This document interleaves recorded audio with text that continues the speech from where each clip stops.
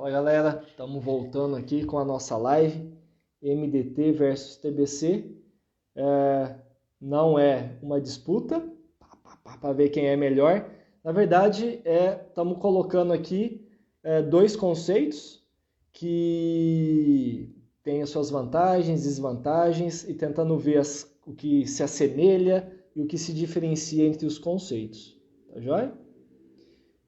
Então, estou conversando aqui com o André Velano, muito feliz de grandes nomes estarem aqui com a gente. Eu só vou vendo os nomes aparecendo, entre eles uma pessoa que eu admiro demais. Professor, tenha certeza que você foi essencial na minha formação profissional, que é o professor José Liberato. Vou começar a campanha, hein? Live com José Liberato. Vontade que eu tenho de fazer live, já estou deixando isso exposto aqui, hein, professor? Vai ser um prazer se você aceitar, hein? André, cadê você, André? Aparece aí, meu filho. Aí o André apareceu.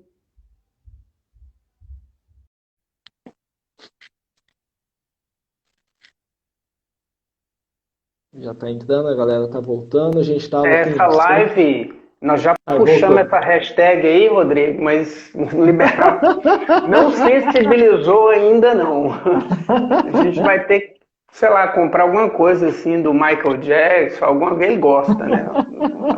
Alguma coisa histórica aí do Michael Jackson. Mas bacana, Rodrigo, assim, e aí como esse assunto é interessante, né? A gente está trazendo a ciência para a prática clínica no tratamento da dor lombar, o quanto isso é importante. E como você é professor, então você vem falando didaticamente, por isso que a gente demorou um pouquinho, falou o que é regra de predição clínica, Sim. Falou do ensaio clínico, falou... Aí eu acho que, para finalizar essa parte inicial, que a gente acabou falando dos 3 subgrupos, falta um, né? Exatamente, Então a gente viu que o subgrupo manipulação, ele tem uma validação, a regra ela é validada. Derivada e validada. Derivada e validada. O subgrupo tração, ele foi derivado, mas falhou na validação. Então ele ainda, digamos assim, está no limbo. A gente não sabe ao certo em qual paciente utilizar, embora no TBC, no update, ele se apresenta como uma opção no subgrupo modulação dos sintomas. Tá? Certo. Ele se apresenta lá. E aí a gente falou de direção de preferência, né? Que os dois utilizam a direção de preferência como digamos assim, o TBC usa esse sistema um pouco mais superficial, enquanto que no MDT é uma dos carros-chefes, né, para se determinar o tratamento. E aí, nesse subgrupo específico, o TBC não tem um estudo de derivação. Por que não tem um estudo de derivação? Porque o próprio conceito de direção de preferência é o que vai determinar a escolha do tratamento daquilo lá. Então, isso já é a derivação. Mas a gente sabe, isso já é a característica que diferencia os sujeitos, né? E a gente sabe que lá a gente tem esses estudos aqui, acho que todo mundo do MDT, né? Então está familiarizado com esses dois estudos aqui que eu vou mostrar. Então, isso aqui é um estudo clássico, né? Um ensaio clínico que viu, então, que quem respeitou a direção preferencial teve uma melhora mais importante de quem desrespeitou e de quem fez um tratamento convencional. Então, isso daqui é uma forma de validação. Perfeito. Porque é um ensaio clínico randomizado, controlado, no qual você, em um grupo, fez uma abordagem respeitando a direção de preferência e nas outras você desrespeitou a direção de preferência. A gente tem esse outro estudo de 2007, do David Browder, que é do John Childs e da Julie Fritz, que são autores do TBC. Então, lembra que eu falei daquela parte... Afasta só um pouquinho, Rodrigo. Afasta só um pouquinho. Aquela parte acadêmica, né, de 2007, que foi uma parte bastante científica do TBC. Então, nesse estudo, qual que é a diferença do estudo anterior? Que aqui eram somente pessoas que centralizavam com extensão. Então, todos os sujeitos incluídos eram centralizadores com extensão. Aqui não. Aqui tinham pessoas que centralizavam com extensão, com flexão, enfim, com deslocamento lateral. Então, era quem respeitava e quem não respeitava. Certo. Aqui eram todos com extensão. Um grupo fez direção de preferência, respeitando a direção de extensão, e um outro grupo fez fortalecimento. Programa de fortalecimento de controle motor. Então, para pessoas que têm centralização, seguir a abordagem respeitando a direção de preferência foi melhor, foi superior do que você fazer um programa de fortalecimento. Perfeito. Tá? E mais atual, esse estudo aqui, também do pessoal lá da Sarapiva, né, que você mencionou, do Delito, da Julie Fritz. Esse foi um estudo que gerou bastante polêmica na literatura, que eles viram que por um subgrupo específico de estenose, então são aqueles pacientes que lá está em outros, né, no MDT, uma abordagem baseada em flexão, então na direção de preferência em flexão, mais um programa de exercícios baseados em ganho de flexibilidade de quadril, principalmente dos flexores, e exercícios de fortalecimento de acordo com a indicação, foi igual a fazer cirurgia de descompressão, e com menos custo e menos efeitos colaterais. Perfeito. Então, foi uma abordagem interessante. Isso. O Neidson está perguntando ali, é a segunda vez que ele faz essa pergunta, se o paciente pode entrar em 2 subgrupos. A gente vai falar daqui a pouco, o sistema não é engessado, né, Rodrigo? Exatamente, então você vai falar isso, né? De certa forma, ele era engessado e agora ele está bem menos engessado. Tá? Bem flexível. O William fez uma pergunta do que você está falando. Se tem uma direção que tem melhor prognóstico. Na verdade, a gente sabe que tem um percentual de pessoas que respondem mais à extensão. Exatamente. Mas, na verdade, ele não vai ter um bom prognóstico se ele não tiver preferência direcional. Então, o que responde para ele é o APN. Desculpa, centralização. Exatamente. Então, isso porque eu uso MDT também em extremidades, aí eu gosto muito de usar PD. A gente, extremidades, você não fala centralização. Entendi. E aí ficou faltando, então, o último subgrupo, que é o subgrupo de controle motor. Eu gosto desse termo, fortalecimento e controle motor. Tá? Então, foi feita uma derivação, que foi esse trabalho aqui, do Gregory Hicks, que contou lá como autor Julie Fritz, também Anthony Delito, e até o Stuart McGill. Então, juntou toda a patota. Um engenheiro. E aí o que eles viram foi a presença dessas 4 variáveis dentro da derivação. Então isso aqui é uma derivação. Então a pessoa tinha que ter uma idade inferior a 40 anos, ser hipermóvel, então ter uma grande flexibilidade no SLR, ter presença de movimentos anormais. Eu já vou fazer uma análise disso, mas o que esses são movimentos aberrantes? É uma subclasse de 4 condições. Depois quem quiser procurar melhor aí, gente, tá? Mas são movimentos que, teoricamente, significam que a pessoa tem um pobre controle motor, né, ou um pobre sinergismo dos músculos do tronco. Tipo assim, ele vai fazer flexão, Rodrigo? Vai fazer flexão e sai do sagital, né? Seria um exemplo. Por exemplo, isso daí é o Instability Catch. Tá? É quando ele sai do sagital. O Tight Climbing é quando ele não consegue retornar lá de baixo. Ele não tem segurança, de Bowers, não tem força. Ele sai pegando na coxa, né? Exatamente. Inversão do ritmo lombopélvico é quando a pessoa está lá embaixo, ele dobra o joelho, entendeu? Dobra o joelho, estende o quadril e depois a coluna. E o arco doloroso é a pessoa que tem dor no meio do movimento e não tem nas extremidades, tá? E o teste de instabilidade... Aula live, viu, Rodrigo? Você desculpa aí transformar sua live numa aula, mas é que as nossas lives têm sido aulas. Não, mas desculpa. As minhas também são assim. Não, as minhas são assim também, cara. Parabéns, aí, tá ótimo, continue. E esse é o teste de instabilidade em prono. Então você faz a PAC com o paciente com os pés no chão, com o paciente relaxado, né, numa primeira posição. Se o paciente teve dor, reprodução da dor, você pede para ele tirar os pés do chão. Isso gera uma contração dos eretores e você refaz a PAC. Se agora a dor desaparece, a PAC, o teste é positivo. Ou seja, numa situação que você tem maior ativação muscular, você tem menos cisalhamento, e aí você tem menos dor. Teoricamente mostrando um quadro de instabilidade. De instabilidade. Tá? Então o que eles viram foi que a presença de 3 dessas 4 características aumentou a taxa de sucesso de 33% para 67%. Em 2014, foi feita a tentativa de validação, tá? Nesse estudo publicado na JOSPT, e essa regra ela foi validada com um porém, digamos assim. Ela foi validada não sendo 3 daquelas 4 características. Então, quando eles pegaram e usaram 3 das 4 características para falar que a pessoa era positiva à regra, não alcançou uma diferença estatisticamente significativa. Certo. Tá?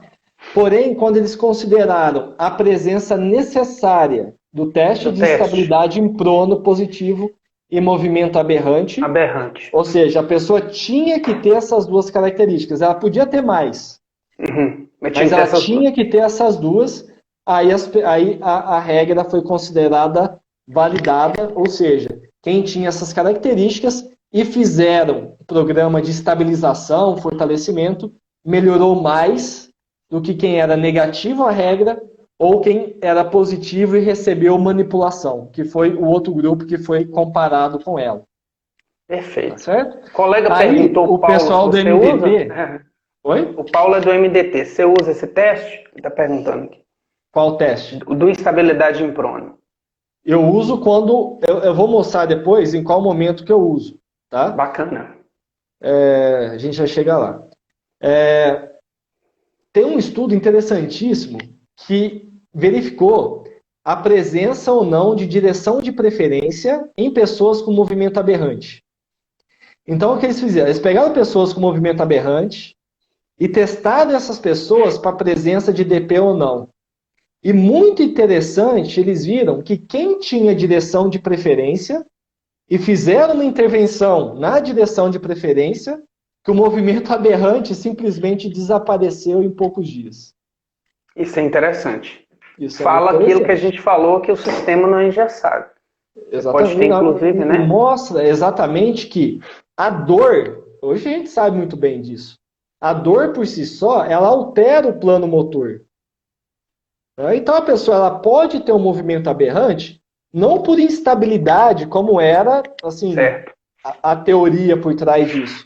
Mas ela pode ter, teoricamente, por um desarranjo, se a gente for usar o termo do MDT. Ou por dor.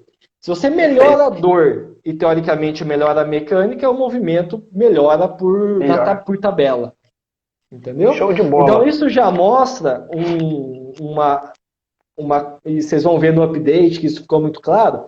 Quando você tem uma pessoa em que talvez a dor é a condição mais marcante, que está altamente irritável, ou que tem uma direção de preferência, você não vai escolher como primeira conduta, ou como algo principal da sua conduta, um programa de fortalecimento. Perfeito. Sendo que você tem algo que é mais importante nessa cadeia de escolhas de terapia. Naquele momento. Pode ser que você vai progredir, não é isso? Exatamente. Tá? Mas naquele momento, na hierarquia de escolhas, você tem essa outra opção. Tá? A ideia do TBC, a colega falando aqui, a Marília, a ideia do TBC é exatamente essa, a gente tentar achar esses pacientes, né? Então, vai aumentar a chance de você ser mais assertivo, mas realmente é complexo. Realmente exatamente. É complexo. Chegamos no update? Chegamos, então vamos falar do update, né? Eu vou mostrar o artigo aqui, só para a galera depois. Pessoal, quero aproveitar, né, fazer um merchanzinho, tá? 2 merchans. Fica à vontade. Primeiro, não sei quem tá lá no meu Telegram, quem quiser entrar, tem um canal. Depois eu vou jogar, sempre jogo os artigos das lives, os artigos principais, eu posto lá, tá? E o outro merchan, queria convidar, para quem não sabe, eu lancei um Master Training em reabilitação do ombro.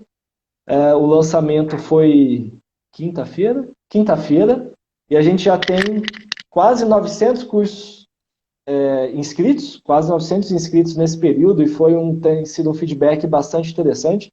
É um curso com uma formação de de 60 horas, 60 horas? Não, 90 horas do certificado. Então é um curso bastante extenso. Então tem a minha parte, que é o cerne principal. Aí nesse lançamento, nessa promoção até o dia 25 agora, a Cefisa, né, que é a plataforma, está oferecendo um curso do Rafael Escamila, de ombro e joelho também, que o cara é fantástico, tem quase 200 artigos no PubMed, os maiores biomecânicos em joelho e ombro que tem. Um curso de fraturas, para complementar esse meu curso, e também um curso do padrão de exercício. Eu só não sei se eu acho que o bônus do Arthur saiu, tem que olhar lá no link. Mas tem vários bônus ainda, mas é somente até dia 25. Aí depois não vai ter mais, tá? Então quem tiver interesse, o link está lá na minha bio. A pandemia está dando essa nova opção, né, Rodrigo, da gente atualizar, né? Então, antigamente o pessoal falava assim, eu não tenho tempo de estudar. Agora não é mais desculpa, né? Chegamos no update 2016? Isso, 2015, tá? Então esse artigo publicado online em 2015, depois ele foi publicado... Tem duas datas, né, Rodrigo? A versão online. 2015, fevereiro de 2016. Porque quando eu fiz esse atualização aqui, não tinham publicado ainda, aí eu peguei a online. Então, esse artigo aqui consta como último autor o Anthony Delito, o Michael Timko é quem veio para o Brasil e que estava na mesa redonda com o professor José Liberato. O Muhammad, ele tem se dedicado bastante nesse processo também. Eu acho que ele veio para o Brasil também, com certeza, lá com o Rodrigão Vasconcelos.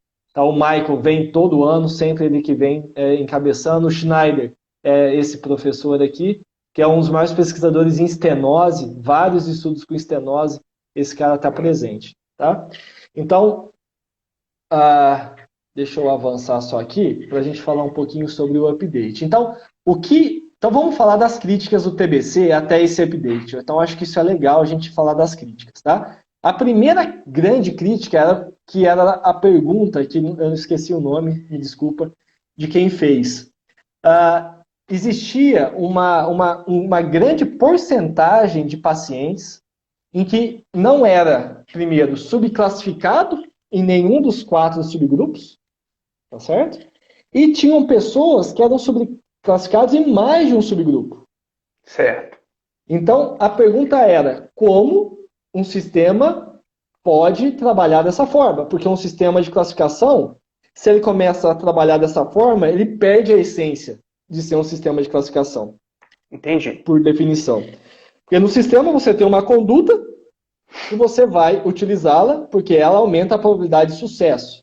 Pois, se você tem duas condutas para a mesma condição, então não faz sentido subclassificar.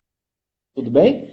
Com certeza. Pensando nisso, um pouco antes desse update, aí você tinha falado, né, que foi um segundo update, a Julie Fritz, ela publica esse artigo aqui com um fluxograma para tentar guiar o clínico na tomada de decisão.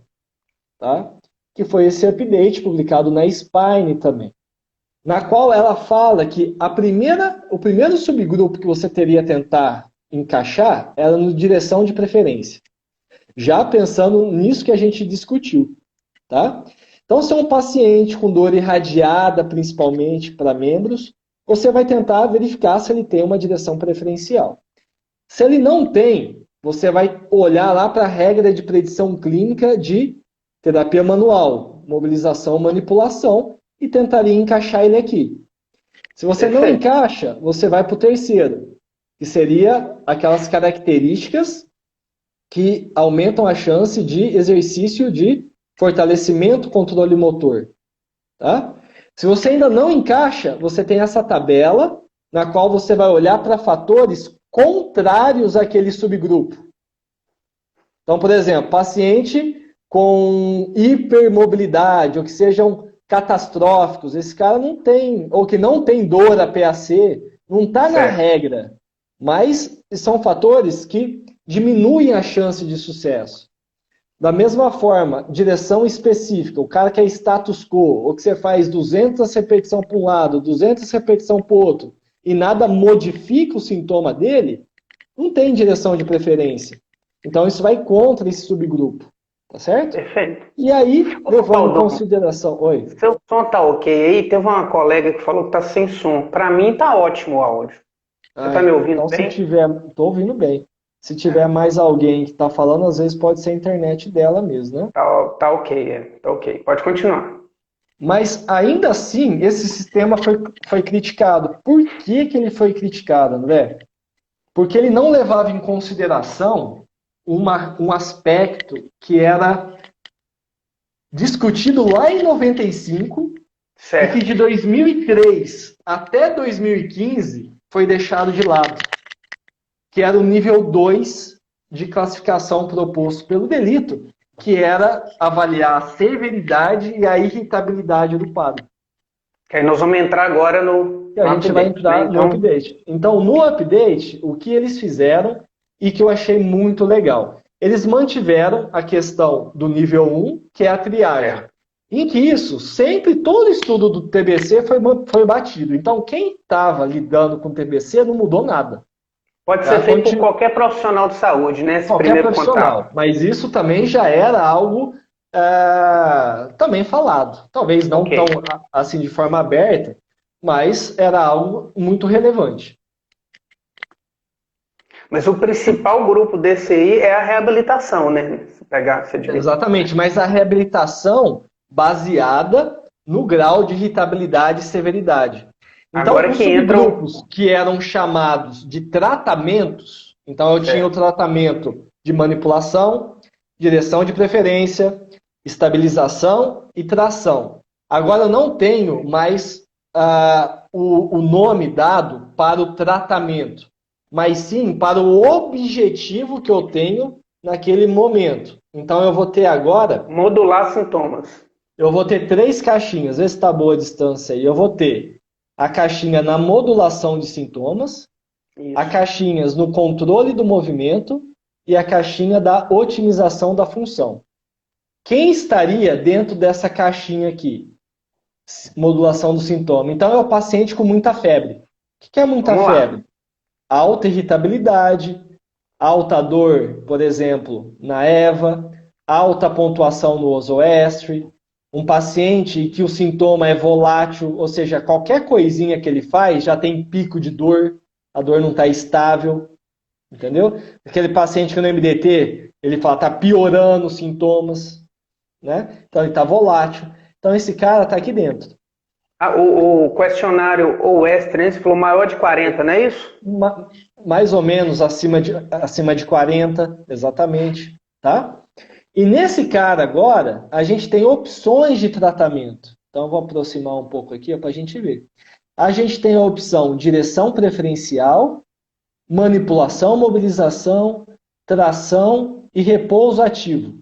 Então vejam que aqui exercício de fortalecimento não entra mais. Entrou o repouso ativo. Entrou o repouso ativo. Porque não faz sentido num paciente com essa alta irritabilidade você pensar em fazer fortalecimento nesse momento. Tá? Aí a próxima pergunta é, qual dessas 4 ferramentas que ele te dá nesse subgrupo você vai escolher? E para isso, ele te dá uma hierarquia de acordo com o grau de irritabilidade. Então, a primeira coisa, quanto irritável está, quanto inflamado, quanto químico está. Então, esse é o paciente que lá no MDT que piora com tudo que você faz. Todo movimento que você faz piora a dor dele. Ele não tem uma direção de preferência, ele está muito quente. Então, muitas vezes, o que a gente tem que fazer com ele é direcionar para medidas anti-inflamatórias, medicamento, bloqueio, né, e o repouso ativo, né? E o repouso ativo, que é a educação. Né, que o conceito de repouso ativo é, então, evitar atividades que agravam os sintomas, mas tentar manter o mínimo de atividade funcional possível. Evitar o bed rest, né? Ou seja, o repouso na cama. Né? Vamos lá. Uma vez que você sai dessa situação, você vai tentar investigar se esse paciente tem ou não uma direção de preferência. Se ele tem direção de preferência, você vai trabalhar com exercícios na direção de preferência. Se é um paciente que não tem direção de preferência, que tudo que você faz periferializa o sintoma, e tem indícios de indicação de envolvimento da raiz nervosa, a melhor opção seria tração ou condutas de abertura de forame. Sim. Ou condutas direcionadas para o nervo. Você pode pensar talvez em neurodinâmica, se é um paciente que talvez responde à neurodinâmica. Tudo bem? Aí já entra uma outra abordagem importante para o tratamento de dor de coluna, a questão da neurodinâmica e mobilização neural. Você vai usar aí nos 5% dos casos. E nos casos em que é status quo, que não tem direção de preferência, ou que o sintoma também ele é mais local e não irradia principalmente abaixo do joelho, a manipulação ou mobilização articular vai ser a melhor opção. Okay. Entendeu? Então, é um raciocínio que para mim é muito pragmático, entendeu? E que assim, para mim faz um sentido clínico, poxa, fantástico. Então ele não te engessa, ele não fala, para quem tem esse sintoma, você tem que fazer isso, isso, isso. Não, mas ele te dá opções baseado no grau de irritabilidade que esse paciente apresenta. E você personaliza mais ainda, né? Você personaliza Exatamente. mais ainda o tratamento. Tá? E as regras de predição clínica, eles vão te ajudar a guiar nesse processo. Perfeito, tá? Você já falou. Processo. Exatamente. Então não é que eu tenho aquelas características, é isso e pronto. Não, agora você tem que ter uma cabeça mais aberta, baseado também nos graus de irritabilidade. Tá? Perfeito. Agora a segunda caixinha, controle de movimento. Segunda caixinha, controle de movimento. Então agora, isso daqui, você pode já receber um paciente em que ele está menos quente. Que é um cara que tem uma dor moderada, incapacidade funcional moderada, o paciente agora está estável, tá certo? Então nessa caixinha, quer dizer que você não pode fazer isso? Não. Não. Se você quer verificar se ele tem uma direção de preferência ou não, claro que você pode fazer. Se você quer tentar ver se ele tem uma rigidez e você quer melhorar a mobilidade, você pode? Pode fazer. Então você pode ainda tentar abordar o sintoma. Sim. Mas ele te dá liberdade agora também para tentar avaliar fatores que podem estar relacionados ao surgimento do sintoma. Como, por exemplo, alterações de controle sensório-motor, alterações de força e endurance e alterações de mobilidade, tanto local quanto distal à articulação. Então, entra até aquele conceito do Weiner, lá, aquele trabalho de interdependência regional. Perfeito, aí entra o fisioterapeuta, né? Exatamente. Aí a gente e aí a SARMA, né? Aí se você querer bom exemplo, vai ler o que a SARMA fala, vai ler o que o Stuart McGill fala e vai ler o que o Paul Rhodes fala. Sim. Pega esses três conceitos, tira o melhor dos três e trate seu paciente com exercício. Beleza? A SARMA, ela observa o paciente, os padrões, ela filma. Exatamente. Isso, né? Exatamente. Então aí você vai tentar ver, um exemplo que eu gosto de dar. Às vezes é um cara que faz agachamento e o cara começou a ter dor fazendo agachamento. Porra, eu tenho vários pacientes assim. Tá? E aí o que você vai tentar? Refinar o agachamento do cara. Pô, será que a dorsiflexão de tornozelo dele tá boa para ele poder fazer um bom agachamento? Porque se ele não tem dorsiflexão, ele vai ter uma maior tendência a fazer uma maior flexão da coluna lombar. Se ele tentar fazer um agachamento profundo. Como está a mobilidade torácica e da cintura escapular desse paciente? Está com uma boa mobilidade? Né? Então, essas interdependências que você vai olhar. Como que é a mobilidade de quadril? Mesma coisa, um paciente com uma pobre mobilidade de quadril, se ele for tentar agachar, o ritmo lombopélvico dele vai ficar alterado.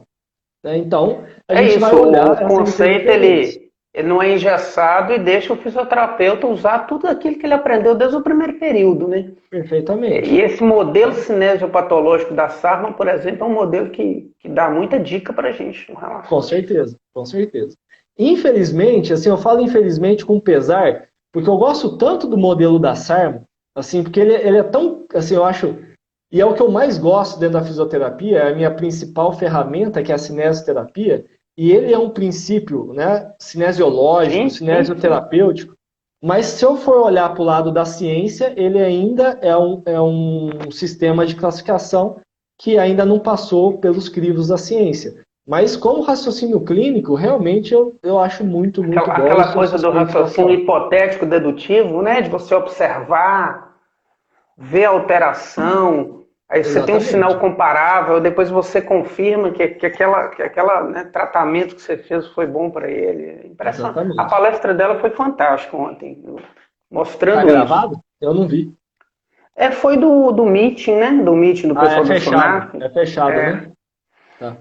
E aí, para esse subgrupo específico, né, da caixinha aí, eu recomendo a leitura desse paper da Physical Therapy, que eu achei também fantástico. Que eles fizeram, então, o update, em que aquele primeiro que eles concentraram na caixinha modulação, mais modulação dos sintomas. Então, eles fizeram aquela... Na verdade, foi um artigo de apresentação do novo sistema de modulação de sintomas, controle do movimento e otimização da função. Aí eles prometeram um artigo para cada uma das caixinhas. Aí eles já publicaram esse, que é da caixinha de controle do movimento.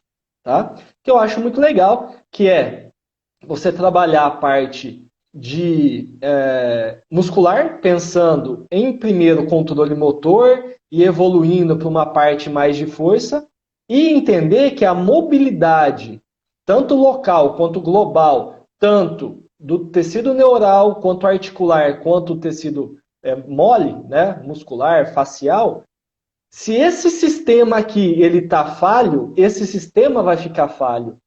Né? Então, se eu não tenho mobilidade, eu tenho um padrão de movimento alterado. Então, eu preciso restabelecer isso para eu poder restabelecer isso. É que essa questão aí, por exemplo, que eu falei, da mobilidade de quadril, tornozelo, você pode ter o core mais forte do mundo, mas se você tiver rigidez nessas extremidades, você nunca vai conseguir fazer um bom agachamento. A gente vê isso muito no CrossFit, né, Rodrigo? Rodrigo, aí de novo, a gente vê isso muito no CrossFit, né? Os movimentos do CrossFit. Aí de novo, o modelo do TBC dá essa ferramenta para o fisioterapeuta ser fisioterapeuta de verdade, né? Aquele cara... Isso. Né, e sabe o que é legal? Em vez de você, por exemplo, não é que você vai fazer uma liberação em tudo, não é isso. Mas às vezes você vai naquele músculo X que está mais rígido, né? Ou também naquele músculo X que está faltando rigidez, né? E ter esses raciocínios, né? Exatamente. E aí, é tão legal isso que você está falando, que nesse estudo aqui, no update, quando vocês forem olhar os anexos, que é uma parte fundamental desse artigo, nos anexos, ele cita diferentes abordagens de controle de movimento. Ele cita a abordagem do Stuart McGill, do Paul Rhodes, da Shirley Sarma. Ele fala de conceitos de avaliação do controle do movimento dos 3 sistemas. Então, você fica livre para abordar da forma que você achar melhor, ou tiver mais afinidade, tiver mais treinamento. Né? Mas o importante é tentar introduzir exercícios. E a última caixinha, para a gente finalizar, é da otimização da função. E nessa caixinha aqui, cara, eu particularmente, quando ele chega aqui, eu gosto de encaminhar o paciente.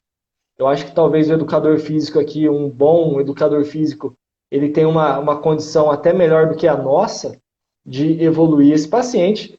É um paciente que praticamente não tem dor mais, ou ela é muito baixa, somente relacionada a atividades extenuantes, ou laborais, né, ou esportivas. Né? E o que vai pensar nesse cara é um trabalho global, aeróbico, de força, mas um condicionamento mais global mesmo, com uma exposição gradativa, né?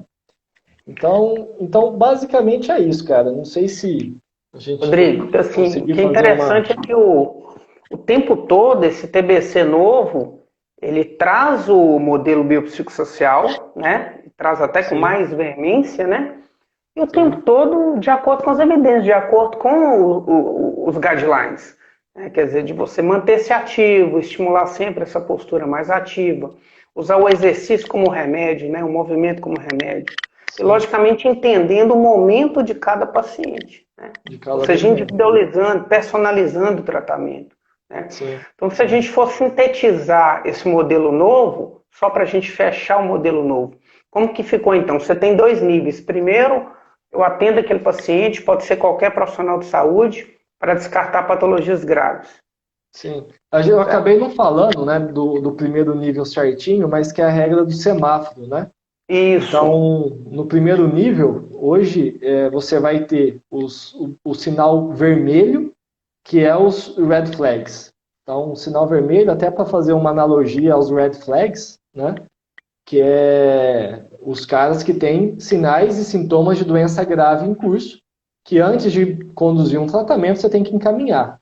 Muitas vezes esse paciente volta para você. Por exemplo, o cara tem lá uma artrite reumatoide diagnosticada. A gente sabe da aplicação da físio para esse paciente, mas é um problema se só ficar na físio e não ter um medicamento por trás que faz parte do tratamento também.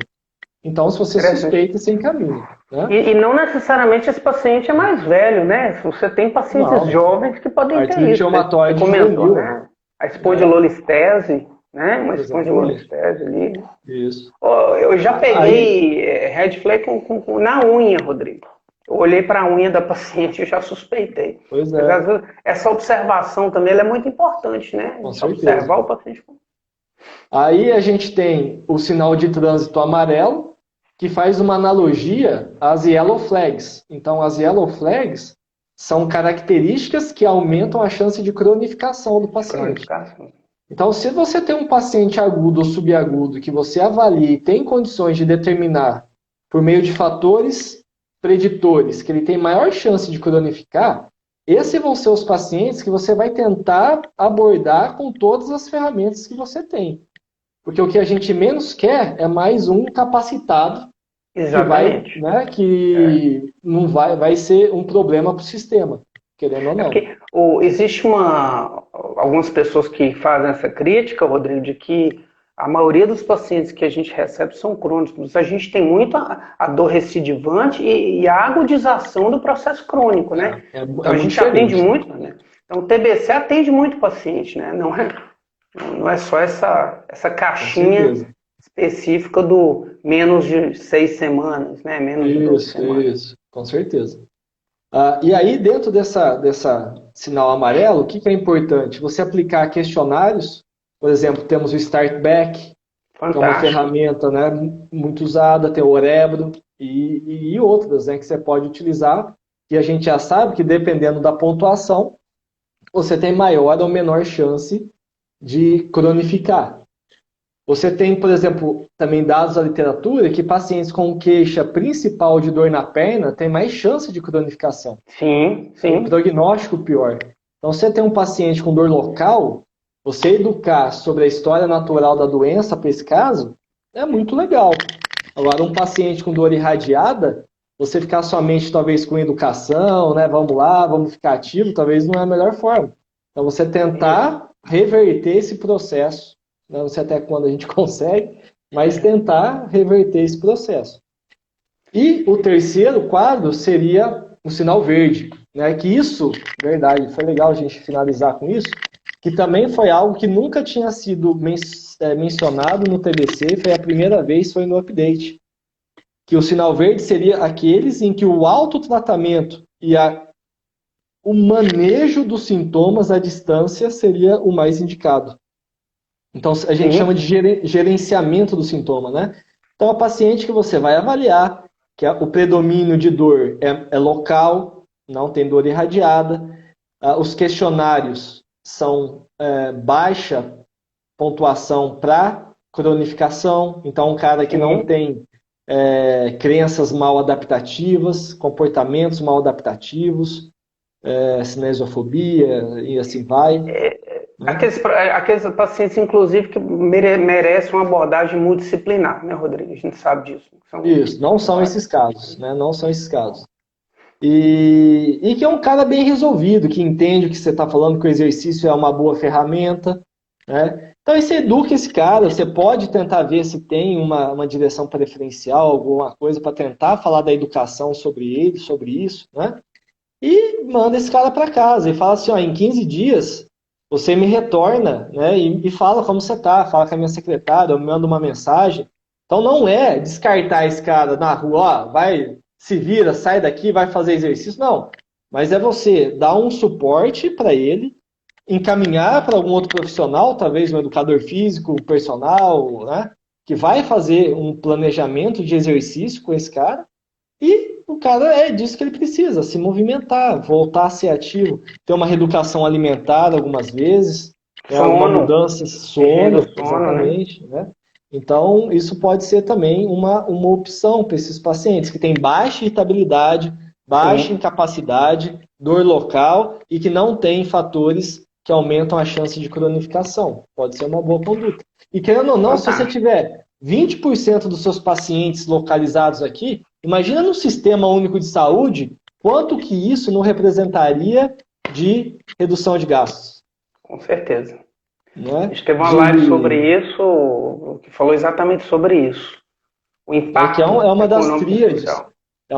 Faz parte da tríade do MDT. E isso é muito legal. Exatamente. Porque o exercício, direção de preferência, o autotratamento e a educação. E se a gente pensar, a terapia moderna é isso, né?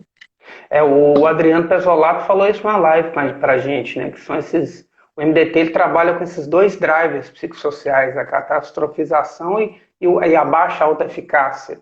Porque o exercício é terapêutico, né? Baldon, fantástico. Antes, e vou além, né? A questão do exercício terapêutico e o paciente assumir o comando. Porque uma coisa ele achar que o exercício é terapêutico, mas que tem que ter alguém vendo ele o tempo todo para ele não fazer errado e se machucar. Isso não é tão terapêutico assim. Porque ele continua tendo a crença que o exercício vai machucar ele. Que ele tem que fazer direito. Isso. Então, nesse sentido, o exercício talvez não seja tão terapêutico. Mas quando ele faz o exercício sozinho, na casa dele, e ele percebe que isso muda o sintoma dele, que ele melhora ao fazer isso é a melhor forma possível de self-efficacy. Ele tem o controle da situação, é o locus de controle interno, né, que chama isso. Exatamente. Inclusive, a gente teve uma colega, a Ludmila, postou um caso sobre isso. Então, assim, Rodrigo, que aula! Então, a gente tem que trazer a ciência para a prática clínica do terapeuta manual, isso é importantíssimo. Não só quando a gente fala de dor lombar, mas qualquer assunto, né? Ombro, que você está aí dando curso, joelho, qualquer assunto. O sistema não é engessado, é um sistema fantástico. Acho que vale a pena. E para a gente fechar, assim, qual você acha que é o peso, é uma pergunta minha, do MDT dentro do TBC e do MDT dentro do tratamento da coluna como um todo? Na sua... Fala de novo, eu boiei, fala de novo. Muitos colegas falam que o método Mackenzie muda muito a prática clínica, dá mais segurança, dá mais essa... Qual que você acha que é o peso do MDT dentro do TBC? Por isso que a gente fez essa live, né? Essa relação. Né? Eu entendi. Eu vejo o MDT como um sistema independente.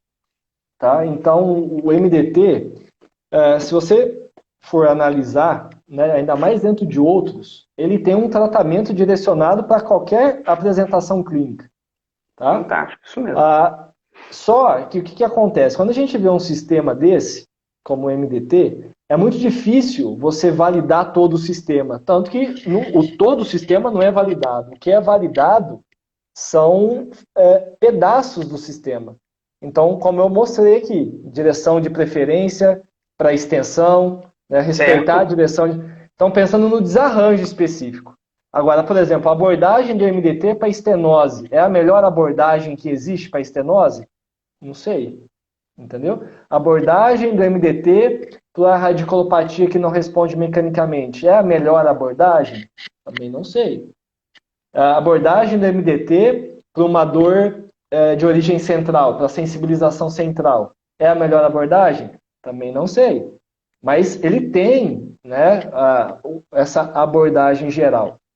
O que eu acho legal de se unir os conceitos, por exemplo, aqui, se a gente for abordar o TBC, é que ele tem uma parte mais relacionada, talvez, ao gerenciamento do exercício e retorno pleno da função. O que eu sinto, às vezes, assim, que o TBC pode pecar um pouco, é com alguns perfis de paciente que necessitam de uma maior demanda funcional. Certo. Então, é o cara, às vezes, que precisa... quer voltar a agachar, quer voltar a fazer força, entendeu? Ou que tem uma demanda laboral maior. E aí, às vezes, o que é feito no TBC, no MDT, corrige, pega a dor que está insana naquele momento, acabou com a dor, E aí indica, vai fazer fortalecimento ou vai para musculação e deixa, em alguns momentos, ao meu ver, o paciente meio a ver navios nesse barco. Entendeu? Parece que é um caminho, viu, Baldão? Parece que o MDT está entrando mais no esporte agora. Teve uma Isso. masterclass sobre isso. Sim, O MDT sim, também está sim. entrando mais na dor crônica. Então, acho que bacana você Exatamente. falar isso. Exatamente. Exatamente. Então, como é um sistema grande, eu acho que com certeza eles vão usar o que está saindo de ciência, porque é um conceito baseado na prática, baseado em evidência desde os seus primórdios, Ensaio né? clínico, E exatamente. aí a ideia é usar essas novas evidências para aprimorar o conceito maior desses outras subclassificações dentro do MDT. Eu acho que aí tem só a ganhar, entendeu? Eu Bacana. acho que assim, o que não pode também é querer ficar preso a uma filosofia, talvez, como agora não vou citar, porque não quero também agir dessa forma, acho que não é o momento, de outras abordagens terapêuticas que até hoje se prende em filosofias e vira a cara para a ciência. E eu não vejo o MDT fazendo isso, entendeu? E o Perfeito. TBC me dá mais essa um pouco mais autonomia para gerenciar essa questão, talvez, de retorno pleno à função. Tá? Então, por isso que eu gosto de mesclar, talvez, os dois. Eu acho que é uma boa forma. Resumindo, são dois subgrupos fantásticos para quem vai lidar com dor de coluna, se a gente for Com certeza. sintetizar. Né? Com certeza. Rodrigo, só fazer uma mecha agora das lives, tá? Então amanhã tem o André Mello, que vai falar do método Mackenzie nos membros inferiores. Quarta-feira tem uma turma de BH lá, o Guilherme Branco, Rodrigo Osório, vão falar de ciclismo, os Legal. mineirinhos lá de BH. Conheço o Quinta-feira, Rodrigo. isso, Rodrigo Osório. Quinta-feira, o Silvio Xavier, de Brasília, vai falar sobre pecados e acertos do MDT. Acho que ele vai entrar bastante no MDT na quinta, com a Marília da Paraíba. Então, assim, a gente tem gente do Brasil inteiro, até do mundo inteiro. Na sexta-feira tem a Mariana direto dos Estados Unidos, vai falar sobre a visão dela lá E essas fora, né? lives, vocês estão subindo em algum lugar? Em alguma plataforma? Como tá? Então, no YouTube. Fica direto lá, acesso Salva no gratuito. IGTV lá, a gente vai passar para todo Legal. mundo. E no Tá sábado bom. também é um assunto interessantíssimo. A Carolina de BH vai falar sobre música, o MDT em músicos, junto com a Legal. Patrícia do Pará. Então, assim, essas lives estão unindo o Brasil inteiro. Essas são lives que não tem a ver com o Instituto, mas a gente sempre agradece, né? E levanta a mão de ter com esses institutos, né? O Liberato, enfim. Mas são lives que estão unindo o Brasil e eu acho que fomentando essa questão do estudo e da discussão de casos e de trazer colegas como você, Rodrigo. Sabe, fantástico você ter aceito nosso convite. Eu acho que agregou muito, multiplicou conhecimento, igual o Rodrigo falou aí. Parabéns pelo trabalho desenvolvido aí. Quando passar Obrigado, a cara. pandemia, você Obrigado por volta você. aí. Que eu te conheci em Sim. Valadares, aí depois a gente traz você aqui mais perto. Maravilha. Legal. Show de Abração, bola. salva pra gente aí. Valeu, Muito André. obrigado, Pode deixar. pessoal, pela presença. Valeu. Obrigado, galera. Abração aí. Boa Abraço. Até noite. mais. Boa noite. Tchau, tchau.